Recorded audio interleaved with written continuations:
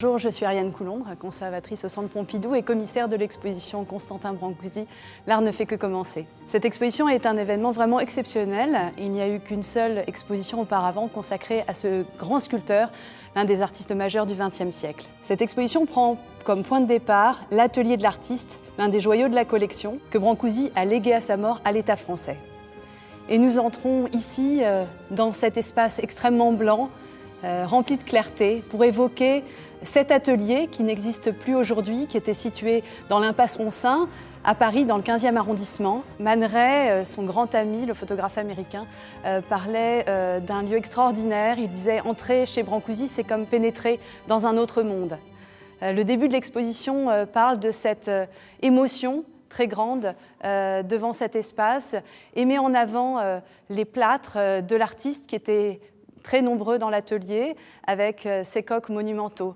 Le coq, c'est un symbole que Brancusi a repris très souvent tout au long de sa carrière. C'est à la fois le symbole de sa région natale, l'Olténie, en Roumanie, mais c'est aussi l'emblème de la France, son pays d'adoption, pays dans lequel il est arrivé à l'âge de 28 ans.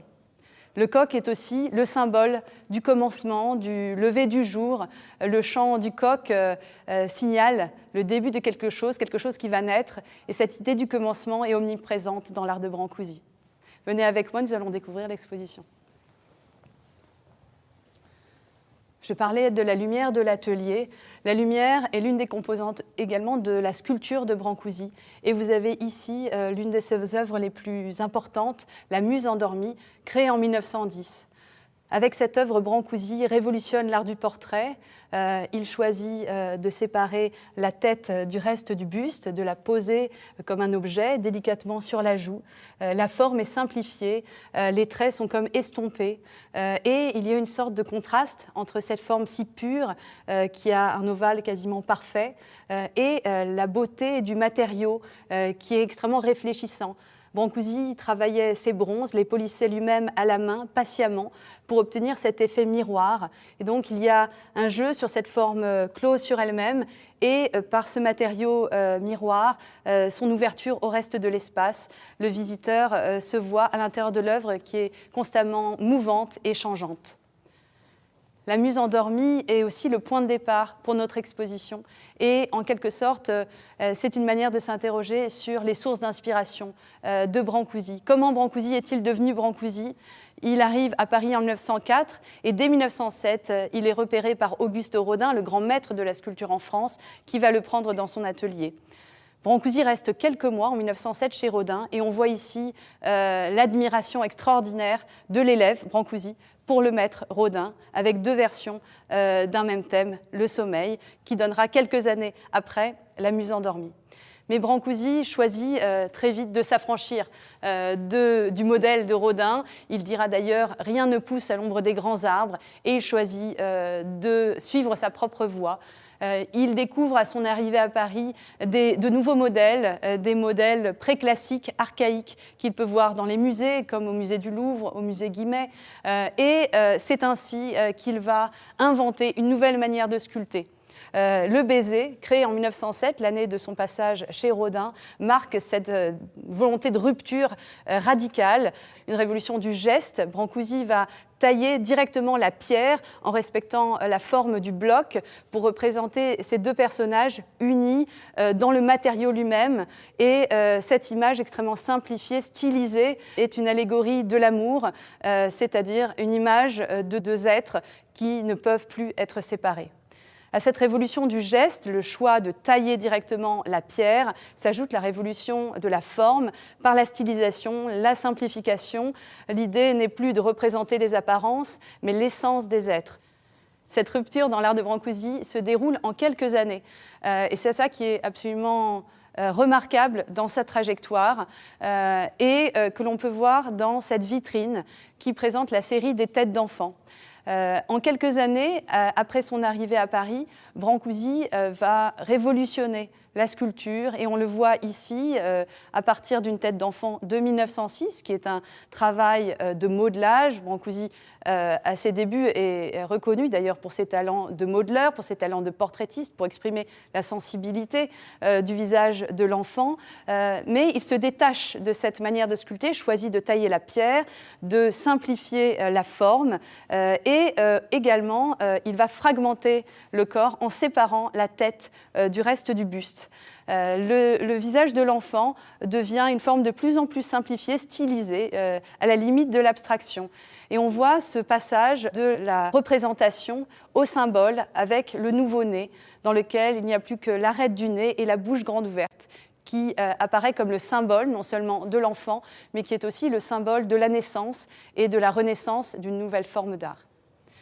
Dans l'exposition, nous déployons dans cette grande salle courbe, qui reprend la forme de la muse endormie, du visage de la muse endormie, la vie de l'artiste, son extraordinaire carrière, à travers la riche documentation que nous avons la chance de conserver dans la collection. Et au terme de cette grande courbe qui évoque cette vie, nous arrivons à la question du devenir de l'atelier à la fin de la vie de Brancusi, puisque en 1957, à son décès, il choisit de léguer son atelier à l'État français, à charge pour celui-ci de le reconstituer au sein du Musée national d'art moderne. C'est la raison pour laquelle nous avons au sein de la collection cet ensemble de références qui est composé non seulement d'œuvres, mais aussi de tout ce que contenait l'atelier, les ébauches, le mobilier, tous les objets. Et ici, vous avez l'un des 4 espaces de cet atelier qui est reconstitué avec la dimension d'origine. Vous voyez les outils de Brancusi, sa forge, son établi. Et c'est pour nous une manière de rappeler que tout l'art de Brancusi part de là, c'est-à-dire d'un travail sur la matière, le bloc de pierre, le morceau de bois qui est sculpté de la main de l'artiste. Il y a un véritable engagement physique dans son travail qui va ensuite être comme effacé par le travail de polissage qui permet d'obtenir ces formes simplifiées et ces formes universelles. Alors nous sortons en quelque sorte de l'œuf, nous sortons de cet espace très contextualisé qui évoque l'homme pour présenter ces sculptures, les donner à voir dans toute leur simplicité et leur complexité. Et c'est le sujet d'ailleurs de cette première salle, la question de l'ambiguïté de la forme, parce que si la forme est simple, le sujet lui-même paraît parfois ambigu. Et c'est le cas de cette œuvre très célèbre, Princesse X, dans laquelle Brancusi souhaitait figurer l'archétype de la femme. Il a travaillé à partir d'un buste féminin qu'il a simplifié. Il a effacé tous les traits du visage. D'ailleurs, il disait qu'il était dommage de gâcher ce beau matériau qui brille comme de l'or pur en creusant des petits trous pour les yeux, les oreilles, le nez. Et donc, cette forme est totalement lisse. Le cou s'allonge, la poitrine devient une sphère. Et pour Brancusi, c'est l'image de la femme.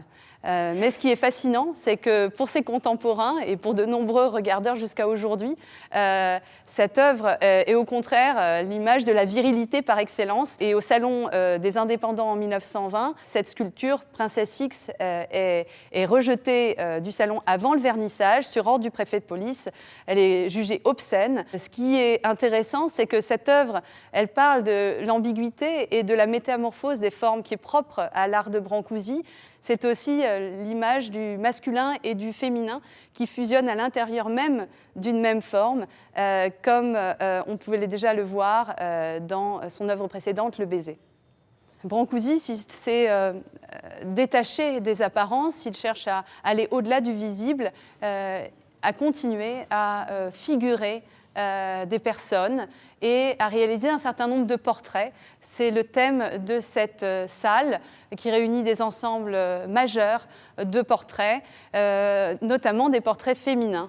Brancusi a beaucoup représenté ses amis, ses compagnes. Et on peut voir des séries importantes comme Mademoiselle Pogani. Margit Pogani est une jeune femme hongroise qui vient à Paris se former à la peinture. Et Brancusi est insatisfait de son portrait.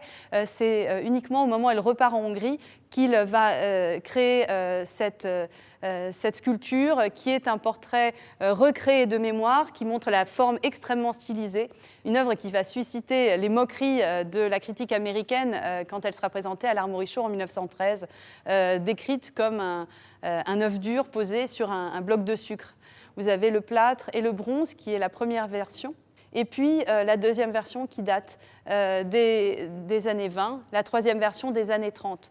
Cette question de la reprise inlassable des mêmes thèmes est au cœur de l'exposition, et nous avons réuni dans cette salle intitulée L'Envol, la série des oiseaux. C'est un motif essentiel dans la carrière de Brancusi, un motif qu'il a abordé au tout début des années 10. Vous avez ici la première version de l'oiseau intitulé Maiastra. Maiastra, c'est un oiseau des contes folkloriques, un oiseau magique. Et vous le voyez ici, un peu ventru, avec un œil, un bec. Cette image de l'oiseau, Brancusi va la reprendre tout au long de sa carrière. Et vous avez ici déployé sur Paris l'ensemble de ces oiseaux qui montrent comment Brancusi a repris cette forme, l'a simplifiée, l'a amincie, l'a étirée verticalement pour aboutir à cette série qu'il intitule « Les oiseaux dans l'espace ». Ce qui intéresse Brancusi, ce n'est pas tant l'oiseau avec ses plumes et son bec, que le mouvement de l'oiseau, ce mouvement d'envol vers le ciel. Et c'est à la fois un tour de force technique, parce que vous voyez, les bases sont extrêmement fines, elles reposent sur voilà, des tiges qui sont minimes. Donc il y a vraiment un enjeu d'équilibre extraordinaire pour arriver à faire tenir une forme aussi haute sur une base la plus réduite possible. Mais c'est aussi une œuvre qui a une grande puissance spirituelle. C'est une œuvre qui évoque chez Brancusi cette volonté de s'affranchir de la condition terrestre, de partir vers le ciel, et qui fait écho à la spiritualité très profonde de l'artiste. Vous avez vu dans l'exposition déjà à quel point les socles étaient importants pour Brancusi. Brancusi a totalement repensé le rapport de la sculpture au socle.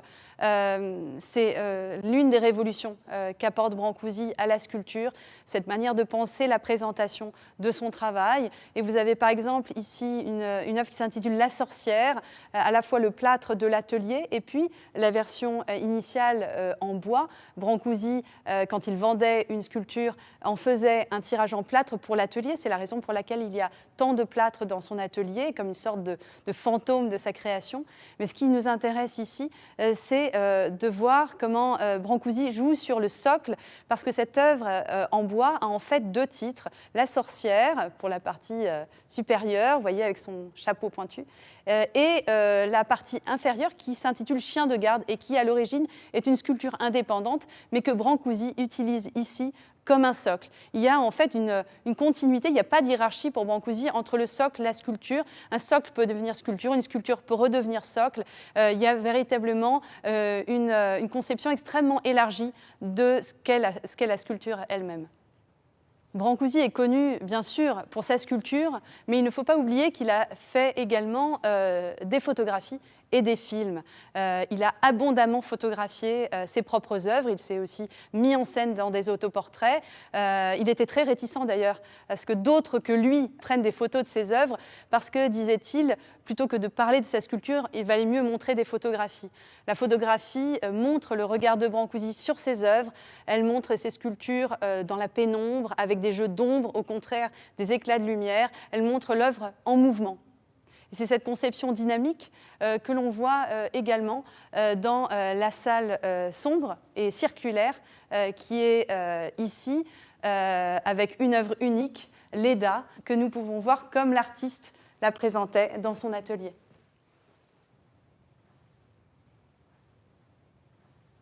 Alors, il faut s'asseoir sur la banquette de cette salle pour pouvoir contempler cette œuvre, la Leda en bronze, posée sur un roulement à billes, et que l'artiste anime à l'aide d'un moteur de gramophone qui permet de faire tourner tout doucement l'œuvre sur elle-même.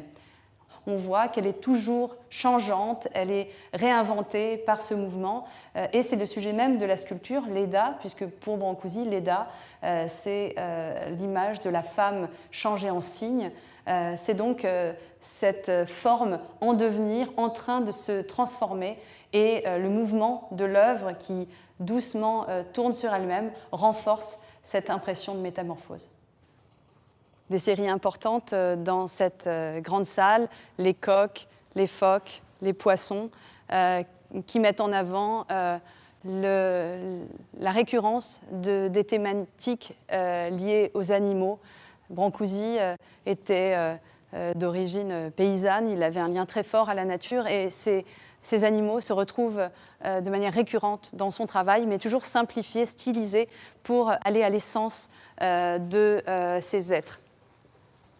Et nous entrons dans la dernière salle qui s'intitule « Le socle du ciel » et qui présente le rapport de l'art de Brancusi à la monumentalité. Brancusi, tout au long de sa vie, a cherché à créer des œuvres monumentales qui se déploient dans l'espace.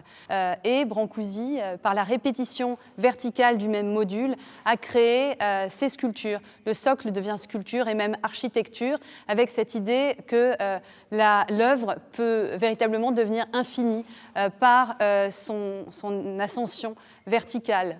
Elle pourrait potentiellement traverser le plafond et monter jusqu'au ciel. Et cette œuvre, il l'a déclinée de manière monumentale en Roumanie. C'est le seul ensemble monumental qu'il ait réalisé. Et c'est à Târgu, dans les années 30, qu'il a créé une colonne sans fin qui culmine à plus de 30 mètres de haut, qu'il a filmée, qu'il a photographiée inlassablement. C'est une œuvre infinie qui est aussi l'image de l'art de Brancusi, de son processus créatif, un art qui est basé sur la répétition, la reprise, le recommencement inlassable des mêmes motifs, des mêmes formes, toujours recommencés. Cette exposition s'achève ici, elle dure jusqu'au 1er juillet et je serai très heureuse de vous y retrouver prochainement.